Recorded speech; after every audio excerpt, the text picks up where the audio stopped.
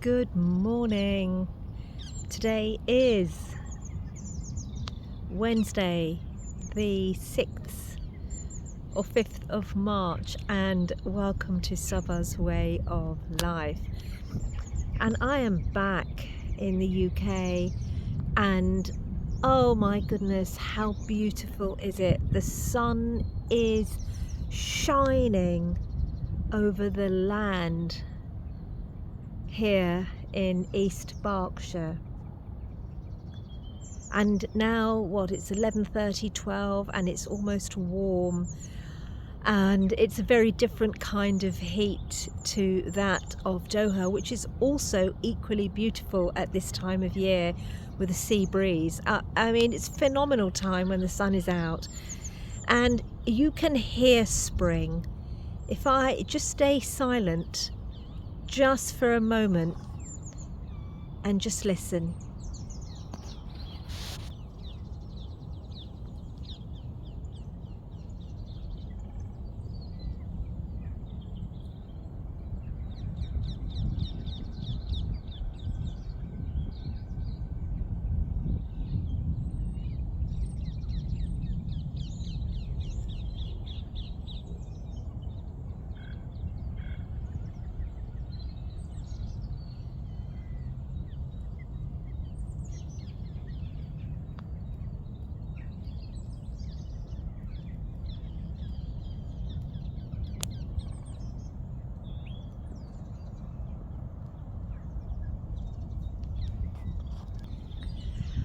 Oh, what am I going to talk about today? There's so much to talk about and so much I want to share.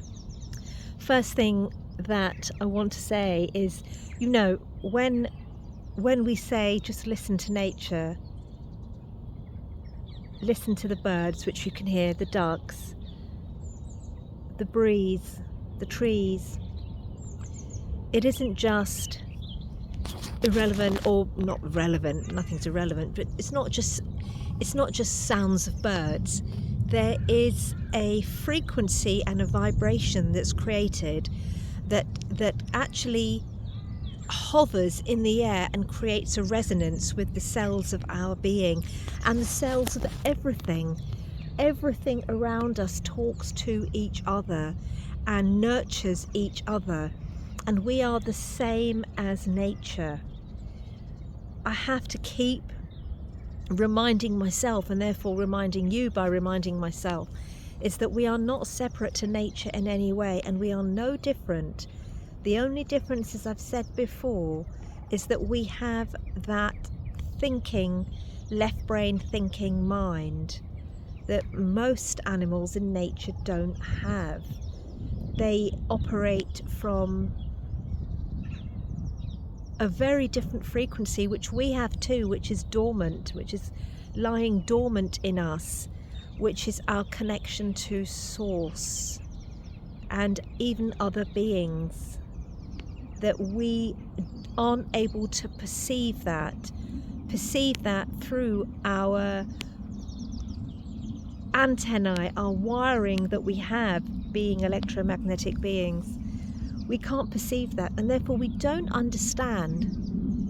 We just simply have forgotten. When I say don't understand, we have forgotten. We need to remember what actually happens when we hear music and sounds and see certain shapes and immerse ourselves in nature, by the sea, by the greenery. What actually is happening within us? All of us say, well, get out into nature, you'll feel better, you'll heal. But we take it so lightly. It's everything. It is the thing that matters over all the other mainstream, mechanical, materialistic instruments and books that we have written to explain how we must heal, or we must think, or we must anything. Healing anyway comes from being whole. Healing, whole. So this whole thing about heal, gotta heal. I mean, yes, we've got to heal, but really what we're doing is becoming whole. when we lose sight of who we are, that's when the pathological symptoms affect our vessel, because we are not our vessel, and that's when we become disconnected and we have dis-ease. So we have to learn to become whole again. And I talk to you a lot about the sun, and you know, it's not just talk. I'm in it. The moment it's out, I am in it. And regardless of whether you work or you don't work and you have to go, you have a choice. Most of you have a choice to be able to get out in the sun, but you choose not to. It's all choices. I know there are people who can't, but most of you can. So get out and organise your time in such a way that you can be in the sun. And talking about organising time, look, we are living in extraordinary times where a war is right upon us. We're in the heat of a biological weaponry war that is, look, you know, I was in Doha. I've talked about this so many times, and I've had conversations with my son's friends. There's a lot of teachers in Doha, and he has a lot of friends. He himself is in the education industry, but he has a lot of friends who are teachers who've come from abroad, from Britain and other countries, and who are teaching. And what they tell me, and this is no different anywhere, they have said that, you know, the most difficult thing to do is to keep children, and this particular individual is teaching 11 to 18-year-olds, a high school. And he said you just can't keep them still. They just can't sit still. I mean, let's forget about the word silence. They can't sit still. And his words were, they've dumbed down to such a degree that he, you know, one has to question oneself, how dumb have we become? I don't know how many are taking this seriously, because it's become quite normal to be stupid now. But the bioweaponry around us, and I'm going to repeat this, it's everything. We are being shot at from all angles. Apart from the shot, which I keep talking about, which is the worst of them all, I would argue, but then everything, our food, you know, the position I'm in now, having been to Doha and recognising that everything is long life there to preserve it, the difference in the food there to the difference in the food here, having grown all my own food now for 4 or 5 years, I know I'm eating rubbish. There's no nutritional integrity at all, so why am I even eating it? Why am I consuming? Hello. Nice one. It's a nice one, and it's a good chance to share it with my clan. Oh, right. Good for you. Yeah. Some people just walking and enjoying. And so nothing tastes natural. Nothing is real anymore. We're being bombarded by poisoned food. We've got geoengineering again. Go and look it up. I'm not here to even say anymore. Well, you know, these are all facts. Geoengineering, where the weather's being changed, there's all sorts of chemicals and heavy metals in the air that we're ingesting all the time.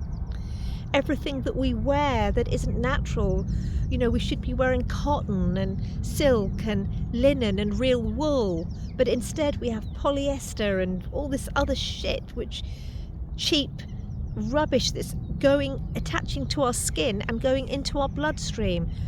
All of the cosmetics that people buy and wear and shampoos, all full of chemicals. All your candles and scented candles, they're all chemicals, all of them. Cars, the fumes, and let's not even go to the discussing the phones and the technology that we've got, the Wi-Fi, the towers above us, 5G, whatever they are, the grid, the power grid, the electrical grid. Is there anything that isn't affecting us? Satellites now all over.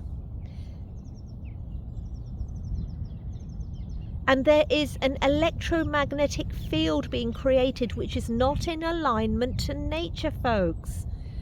And that is taking over our mind and damaging it, especially when you look up non-native blue light and what it's doing.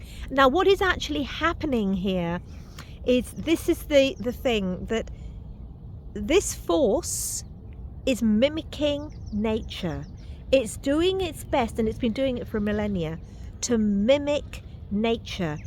I mean, I was even reading, as I'm studying sacred geometry at the moment, and this is something I was reading through the late Robert Gilbert, who just died last month.